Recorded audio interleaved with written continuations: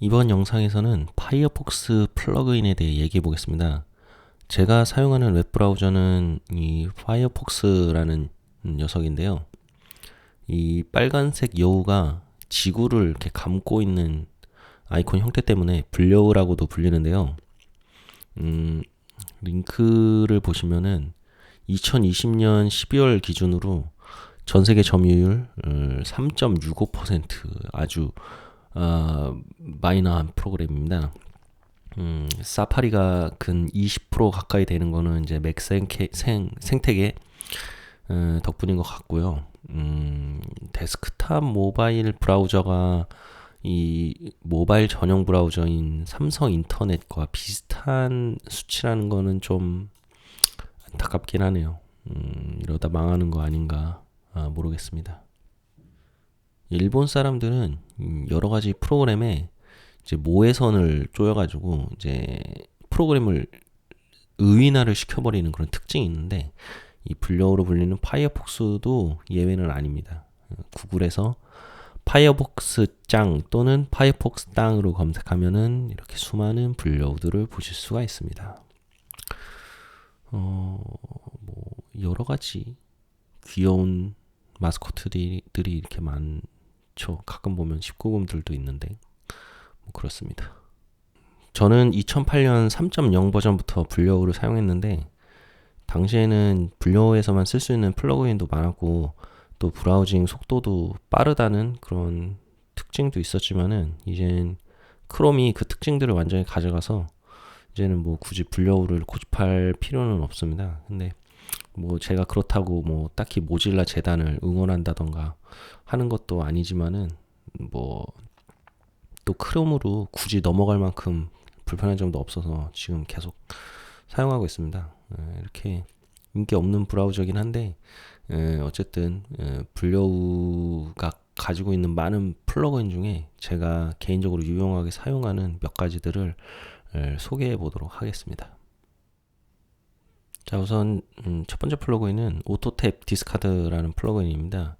이 플러그인은 탭을 여러 개를 사용하고 있을 때 실제 뭐 보고 있는 탭 이외에 다른 탭은 메모리에서 삭제를 시켜버립니다. 그러니까 탭 위치는 그대로 놔두고 뒤에서 메모리를 사용하지 않도록 탭을 메모리에서 버려버린 다음에, 실제로 그 탭을 다시 선택을 해서 보려고 하면은 그때 다시 이 리뷰를 해주는 리로드를 해주는 그런 플러그인입니다. 그래서 옛날에 파이어폭스가 메모리 누수 문제가 많았는데, 그러니까 계속 사용하고 있으면은 메모리가 막 늘어나는 거죠. 사용하는 메모리가. 그래서 이 메모리 누수를 막기 위해서 여러 가지 플러그인이 있었는데, 저는 여러 가지를 쓰다가 이제 시스템을 막 건드리고 그러는 놈도 있어가지고 좀 불안정해지는 그런 문제가 있어서, 저는 개인적으로는 그냥 탭이 사용하는 그냥 메모리를 이렇게 버리고 다시 탭을 선택을 했을 때 리로드를 시켜주는 이런 간단하면서도 효율적인 그런 형태의 구조를 가지고 있는 이 플러그인을 사용하겠습니다. 자, 다음은 다크 리더라는 플러그인인데요. 이 플러그인은 모든 웹사이트에 이렇게 다크 모드를 적용을 시켜줍니다. 그러니까 웹사이트의 스타일이 어떤지 상관없이 다 이렇게 어두운 형태로 백그라운드를 깔아주는 그런 플러그인인데요. 예를 들어서 다음 사이트를 보시면은 흰색 바탕에 글씨가 나와 있죠. 근데 여기서 다크리더를 이네이블을 해주면은 이런 식으로 전체를 어두운 식으로 배경을 바꾸고 글씨를 흰색으로 바꿔주는 그런 CSS 스타일을 바꾸는 것 같은데 그런 처리를 해줍니다. 그래서 눈이 편해지고, 뭐 다음이 아니더라도 유튜브나 뭐 다른 동영상을 보여주는 사이트에서도 이렇게 다크 모드를 지원을 해줍니다. 자, 다음은 다운로드 파일 네임 인코딩이라는 플러그인입니다. 인터넷에서 파일을 다운로드 하다 보면은 뭐 한글명으로 된 파일을 다운받을 때 그 한글 파일 네임이 다 깨져가지고 뭐 퍼센트 4D, 퍼센트 5E 뭐 이런 식으로 깨져서 다운로드가 될 때가 있는데 이게 받는 쪽이랑 보내는 쪽에 그 파일 인코딩이 틀려서 그런 거거든요. 근데 이 플러그인을 사용하면은 이 국가 코드를 자동으로 변환을 시켜줘서 글씨가 다운로드 받은 파일의 이름이 제대로 표시되도록 변환을 시켜줍니다. 그 다음은 다운로드 매니저입니다. 파이어폭스가 기본으로 가지고 있는 다운로드 매니저가 이건데요. 이렇게 뭐 파일이 다운로드 되면은 뭐 이렇게 진행 상황을 보여주고 받은 파일의 이력을 보여주고 뭐 이런 기능이 있는데 이 기능이 다운을 받고 있는 중에 여기 표시가 되기는 하지만은 좀 더 많은 정보를 보고 싶은 경우가 있습니다. 그런 경우에 이 밑에 상태 표시줄이 있는데 이 상태 표시줄에서 이 다운로드 진행 상황을 보여주고 뭐 받고 있는 속도라든지 뭐 남은 시간이 얼마나라든지 그런 거를 이렇게 상태 표시줄에서 보여주는 플러그인입니다. 사용해 보시면은 상당히 편리한데요.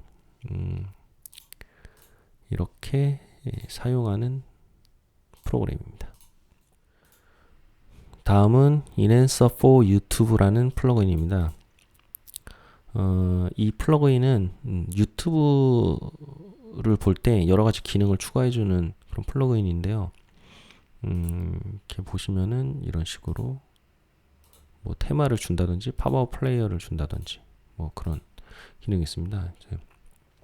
뭐 여기 보시면은 뭐 여러 가지 기능을 이렇게 추가해 준다. 뭐 특수효과 제거, 광고 제거, 뭐 원하는 화질 재생, 반복 뭐 그런 것들 있죠. 이거를 실제로 유튜브에서 보면은 이 플러그인을 설치하면은 이 화면에 이렇게 화면 아래쪽에 이런 대시보드 버튼이 생깁니다. 그래서 뭐 광고를 제거한다든지 시네마 모드로 바꾼다든지 뭐 반복 기능을 추가를 한다든지 뭐 그런 식으로 이런 식으로 여러 가지 기능을 추가를 해줍니다. 그리고 뭐 댓글을 보러 내려갈 때 영상을 이렇게 PIP 형태로 표시해 준다든지 하는 그런 기능들을 추가해주는 플러그인입니다. 다음은 다운데몰이라는 플러그인입니다. 이 플러그인은 옛날에 되게 많이 쓰였던 플러그인인데요. 웹사이트에 그림 이미지 파일이나 뭐 비디오 파일을 이렇게 링크로 올려놨을 때 그걸 다 찾아가 가지고 다운받아서 한 번에 이렇게 이 창에서 한 번에 이렇게 다운받을 수 있게 하는 그런 플러그인입니다.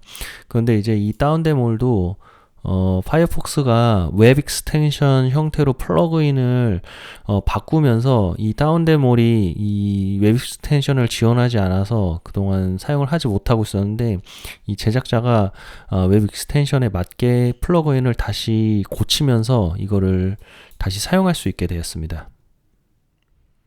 다음은 플래그폭스입니다. 플래그폭스는 내가 사용하고 있는 지금 보고 있는 웹사이트의 서버가 어디 있는지 이 제목 표시줄에 보여주는 플러그인인데요. 이런 식으로 지금 보시면은 파이어폭스는 서버가 미국에 보시면은 서버가 미국에 있고 IP 주소는 어떻게 돼 있고 이거를 누르면 지오툴로 해가지고 위치는 이 정도다 뭐 그런 것까지 이렇게 보여주는 플러그인입니다. 다음은 제스처파이인데요. 마우스 제스처를 이제 파이어폭스에 추가해주는 그런 플러그인입니다. 보시면은 마우스 제스처를 이렇게 할 때 리로드 해주고 뭐 그런 플러그인인데 여기서 커스터마이즈를 할 수가 있고요. 또 사용을 할 때 이렇게 앞으로 탭 닫기 이렇게 지금 내가 어떤 동작을 하면은 어떤 동작이 실행될지에 대한 이 설명을 화면에 이렇게 오버레이 형태로 이렇게 표시를 해주는 그런 특징이 있습니다. 다음은 구글 서치 링크 픽스라는 플러그인입니다. 이거는 예를 들어서 구글에서 검색을 해서 이제 링크를 복사해야 될 일이 있습니다. 근데 그럴 경우에 이 구글닷컴의 URL이 붙은 형태로 이렇게 링크가 복사가 되는데요. 그거를 이렇게 원래의 링크로 바꿔주는 그런 플러그인입니다. 다음은 해피라이트 클릭입니다. 이것은 오른쪽 버튼을 클릭을 활성화 시켜주는 그런 플러그인인데요. 이 오른쪽 버튼을 활성화하는 플러그인은 여러 가지 있는데 제가 여러 가지 써본 결과 여러 형태 웹사이트에서도 잘 동작하는 게 이 플러그인이었던 것 같습니다. 다음은 이마구스라는 플러그인입니다.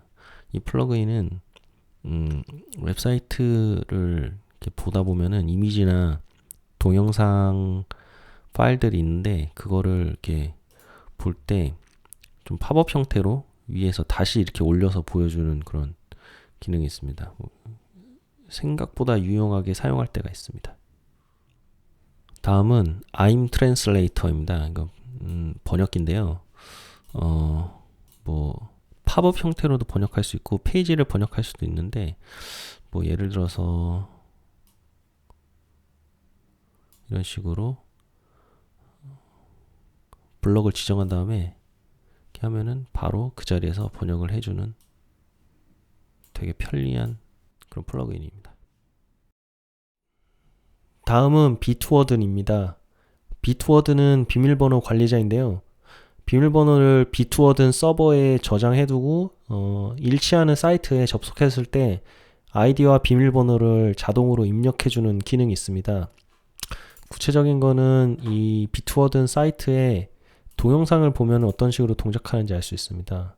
예를 들어서 레딧에 접속하려고 할 때 레딧의 아이디와 비밀번호를 자기가 입력을 해놨으면은 이렇게 선택을 했을 때 아이디를 자동으로 입력을 해주고 로그인을 할 수 있게 하는 그런 특징이 있습니다. 뭐 또 다른 형태로 이런 식으로 로그인을 할 수가 있습니다. 다음은 클리어 캐시입니다. 캐시를 즉시 삭제해주는 이 버튼을 달아주는데요. 캐시는 일반적인 경우에는 별로 신경 쓸 일은 없는데 개인이 사용하는 홈페이지를 수정했다거나 할 때 캐시를 지우지 않으면은 수정되지 않은 화면이 계속 나오게 됩니다. 이런 경우에 즉시 캐시를 삭제해서 수정한 내용을 바로 확인할 때 저는 사용을 하고 있습니다. 예를 들어서 이렇게 버튼을 클릭하면 캐시가 삭제되고 다시 로딩이 되게 됩니다. 다음은 툴바 클락입니다. 맥 전체 화면에서 웹서핑을 하고 있으면 시간이 표시되지 않아서 몇 시인지 알 수가 없다는 그런 문제가 있습니다. 그래서 달아본 플러그인인데요. 여기 이 표시줄에 시계가 표시가 되고 클릭을 하면 이렇게 큰 시계가 표시가 됩니다. 워낙 아이콘 크기가 작아서 그냥 이렇게 슬쩍 본 정도로는 정확한 시간을 알 수 없긴 한데 그래도 대략적인 시간은 알 수가 있습니다. 이거는 이제 아날로그 시계인데 찾아보면 디지털 숫자로 나오게 하는 그런 디지털 시계 플러그인도 있습니다. 자, 다음은 오픈 위드입니다. 파이어폭스에서 웹브라우저 브라우징을 하다 보면은 이제 익스플로러로 봐야 되거나 그럴 때가 있습니다. 그래서 옛날에는 이 iTab이라는 플러그인이 있어서 그 페이지를 그대로 이 파이어폭스 안에서 익스플로러 페이지 익스플로러 엔진을 써서 바로 그 파이어폭스 안에서 익스플로러 형태로 보이도록 렌더링을 할 수가 있었는데 이제 그거는 없어지고 이 보고 있는 페이지를 익스플로러로 전달을 해서 익스플로러를 열어주는 그런 형태의 이제 플러그인으로 변형이 됐습니다. 그래서 이렇게 사용하는 게 이제 제가 오픈 위드라는 플러그인이고요. 이 플러그인을 사용을 하면은 컴퓨터에 깔려 있는 브라우저를 찾아내 가지고 이 위쪽에다 버튼을 만들어 준 다음에 지금 여기 보시는 것처럼 뭐 크롬으로 열래, 익스플로러 열래 이런 걸 물어봅니다. 그래서 이걸로 열래 하면은 그 브라우저에다가 URL을 전송을 시켜주면서 자동으로 열어줍니다. 근데 이게 좀 사용법이 좀 귀찮은데 플러그인을 까는 것만으로는 안 되고 플러그인을 깐 다음에 파이썬 파일을 하나 여기서 제공을 해주는데 그 파이썬 파일을 실행을 시켜야지 이 오픈위드라는 플러그인이 동작을 하게 됩니다. 다음은 프린트 에디트 웹 익스텐션이라는 플러그인입니다. 원래 옛날부터 있었던 플러그인인데 이 파이어폭스가 버전이 56인가 그때부터 이제 플러그인이 웹 익스텐션 규격을 따르지 않으면은 사용할 수 없게 이렇게 조치를 취했었는데 그 당시에 이제 이 프린트 에디트를 웹 익스텐션 형태로 바꾸면서 이렇게 위라는 전미어가 이렇게 붙게 됐습니다. 근데 이제 기능은 뭐냐면은 이 웹페이지에서 자기가 원하는 부분만 잘라내서 이렇게 프린트를 할 수 있게 하는 그런 기능을 가지고 있습니다. 여기 보시면 이렇게 빨간색으로 활성화가 되는데 나머지는 이렇게 버리고 이 활성화된 부분만 프린트 할 수 있게 이렇게 하는 그런 기능이 있습니다. 여기 보시면은 예를 들어서 이 프린트 에디트를 활성화한 순간 이런 식으로 블럭을 선택을 할 수가 있습니다. 그래서 블럭을 선택을 한 다음에 뭐 delete, except 나머지를 다 없애버리는 거죠. 그러면은 이런 식으로 이 블럭만 빼내온 다음에 이거를 프린트를 하든지 아니면 PDF로 만들든지 그렇게 할 수가 있습니다. 다음은 퀵 다이얼입니다. 이건 뭐 크롬을 사용하시는 분들은 익숙하실 텐데 첫 번째 이제 스타트 페이지에다가 스타트 페이지를 이제 웹사이트로 하지 않고 여러 가지 이 북마크를 여기다 올려놓고 바로 이 북마크를 눌러서 들어갈 수 있도록 하는 건데요. 뭐 배경 화면을 설정을 할 수도 있고 이 북마크의 개수를 여러 가지로 설정을 할 수도 있어서 뭐 북마크를 이 시작 화면에서 바로 사용할 수 있게 하는 그런 특징이 있습니다. 다음은 Top and Bottom Scroll Button입니다.